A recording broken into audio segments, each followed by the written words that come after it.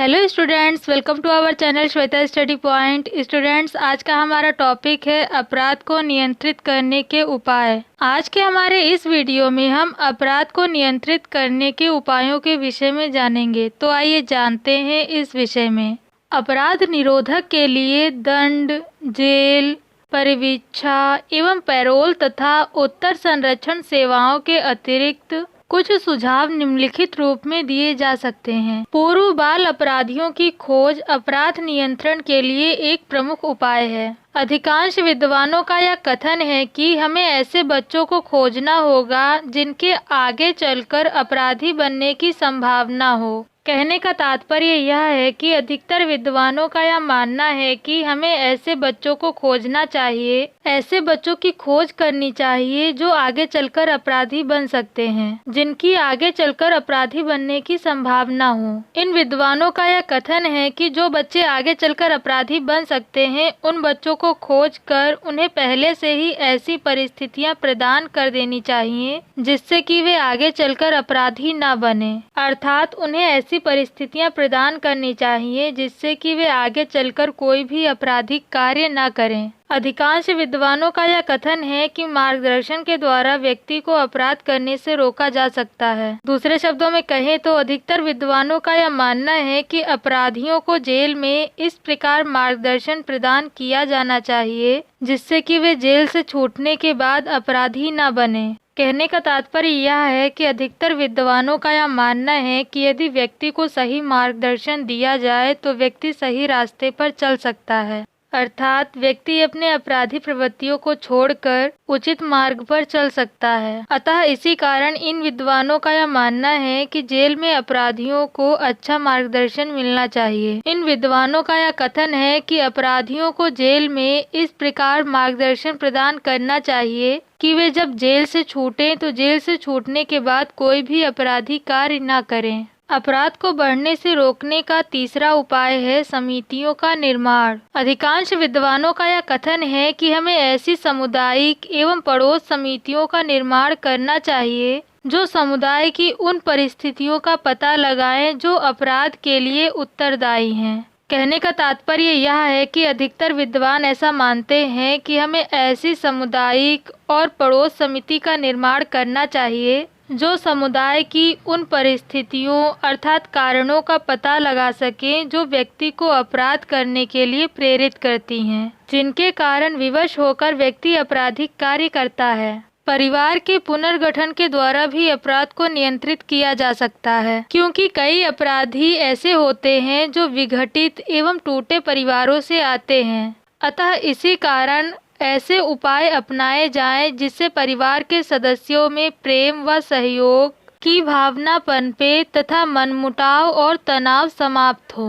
दूसरे शब्दों में कहें तो अधिकतर विद्वानों का यह मानना है कि कई अपराधी ऐसे होते हैं जो विघटित एवं टूटे हुए परिवारों से आते हैं। क्योंकि ज्यादातर अपराधी विघटित एवं टूटे हुए परिवारों से आते हैं, अतः इन विद्वानों का यह मानना है कि परिवार का पुनर्गठन कर अपराध को बढ़ने से रोका जा सकता है। परिवार को विघटित एवं टूटने से बचाने के लिए इन विद्वानों का यह कथन है कि हमें ऐसे उपाय करने चाहिए, अर्थात हमें ऐसे उपाय अपनाने चाहिए जिससे कि परिवार के सदस्यों में प्रेम और सहयोग की भावना पनपे तथा मनमुटाव और तनाव समाप्त हो। स्वस्थ मनोरंजन अपराध को बढ़ने से रोकने का एक प्रमुख उपाय है। अधिकांश विद्वानों का यह कथन है कि वर्तमान युग का स्वस्थ एवं व्यापारिक मनोरंजन भी अपराध को जन्म देता है। इन विद्वानों का यह कथन है कि भद्दे, भोंडे तथा नग्न व अर्धनग्न चित्र, अपराध से परिपूर्ण फिल्में, जासूसी उपन्यास एवं सस्ता साहित्य,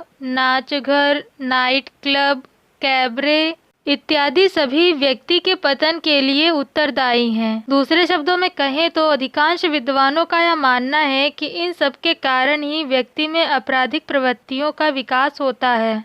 इन विद्वानों का यह मानना है कि इन सब से प्रेरणा लेकर ही व्यक्ति आपराधिक कार्य करता है। अतः इसी कारण इन विद्वानों का यह कथन है कि इन सभी पर कानून द्वारा कठोर कानूनी पाबंदी लगाई जानी चाहिए। अपराध को नियंत्रित करने का एक महत्वपूर्ण उपाय स्वस्थ निवास है। अधिकांश विद्वानों का यह कथन है कि गंदी बस्तियां एवं भीड़भाड़ युक्त स्थानों पर बने मकान भी अपराध के लिए उत्तरदायी हैं। कहने का तात्पर्य यह है कि अधिकांश विद्वान यह मानते हैं कि गंदी बस्तियों एवं भीड़भाड़ युक्त स्थानों पर बने मकान भी अपराध का एक महत्वपूर्ण कारण है। अतः इसी कारण इन विद्वानों का यह कथन है कि सरकार को अधिकाधिक नियोजित बस्तियों का निर्माण करना चाहिए तथा मकान बनाने के लिए ऋण की सुविधाएं उपलब्ध कराई जानी चाहिए। अपराध नियंत्रण का एक प्रमुख उपाय यह है कि स्कूल के वातावरण में सुधार किया जाना चाहिए, क्योंकि शिक्षण संस्थाओं में ही मानवता ढलती है एवं व्यक्ति में नैतिकता की भावनाएं पनपती हैं। स्कूल में ही व्यक्ति के चरित्र का गठन भी होता है। कहने का तात्पर्य यह है कि स्कूल एक ऐसा स्थान है जहाँ पर व्यक्ति शिक्षण लेने के साथ साथ नैतिकता को भी सीखता है। यही वह स्थान है जहाँ पर व्यक्ति में मानवता की भावना पनपती है तथा व्यक्ति के चरित्र का गठन होता है। स्कूल ही वह स्थान है जहाँ पर व्यक्ति अच्छी व बुरी आदतों को अपनाता है। अतः इसी कारण स्कूल के वातावरण में भी सुधार करना चाहिए, क्योंकि यदि स्कूल का वातावरण सही रहेगा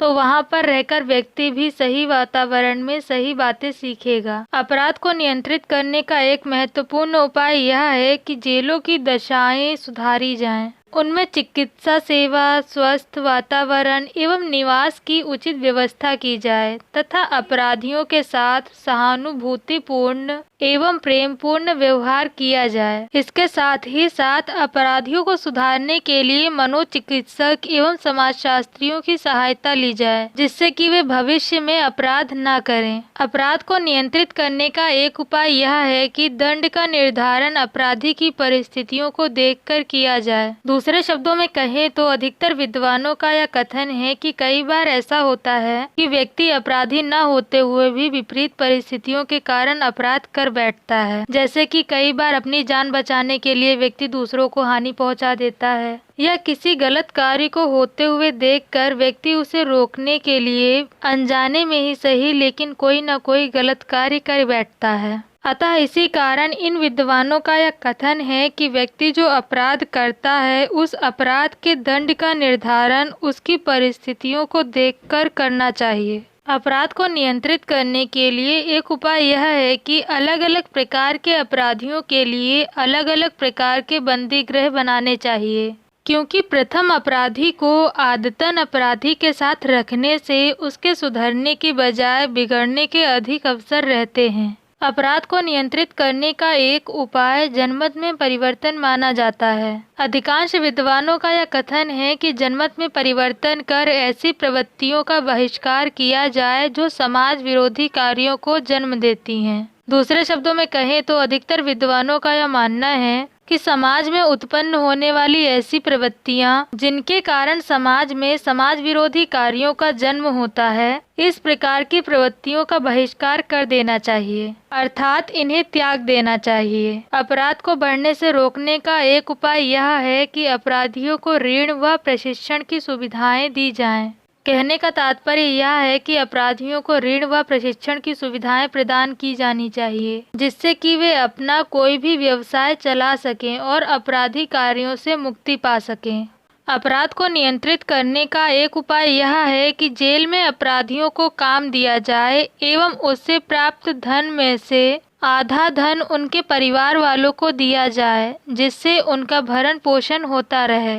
अपराध को बढ़ने से रोकने का एक उपाय यह है कि न्याय सस्ता हो एवं साथ ही उसे शीघ्र उपलब्ध कराने की व्यवस्था की जानी चाहिए। दूसरे शब्दों में कहें तो कई बार ऐसा होता है कि व्यक्ति कानून व्यवस्था से न्याय पाने के लिए कई सालों तक भटकता रहता है, किंतु उसे शीघ्र न्याय नहीं मिलता। शीघ्र न्याय न पाने के कारण व्यक्ति अपराधी प्रवृत्तियों को अपना लेता है। अतः इसी कारण कानून में ऐसी व्यवस्था बनाई जानी चाहिए जिससे कि व्यक्ति को शीघ्र न्याय मिल सके। इसके साथ ही अपराधी जनजातियों के सुधार के लिए योजनाबद्ध कार्य किए जाने चाहिए। अपराध नियंत्रण का एक महत्वपूर्ण उपाय यह है कि समाज में व्याप्त बेकारी एवं गरीबी की समस्या का शीघ्र उन्मूलन किया जाए, क्योंकि निर्धनता ही प्रमुखतः सभी अपराधों की जड़ है। कहने का तात्पर्य यह है कि निर्धनता ही वह प्रमुख कारण है जिसके कारण व्यक्ति अपराध की ओर बढ़ता है। इसी के कारण व्यक्ति अपराध करने के लिए विवश होता है। अतः इसी कारण समाज में व्याप्त बेकारी एवं गरीबी की समस्या को दूर करने के लिए शीघ्र उपाय किए जाने चाहिए, जिससे कि समाज से बेकारी और गरीबी दूर हो सके। स्टूडेंट्स, ये थी जानकारी अपराध को नियंत्रित करने के उपायों के विषय में। अगर आपको मेरा वीडियो पसंद आया हो तो वीडियो को लाइक और शेयर जरूर करें।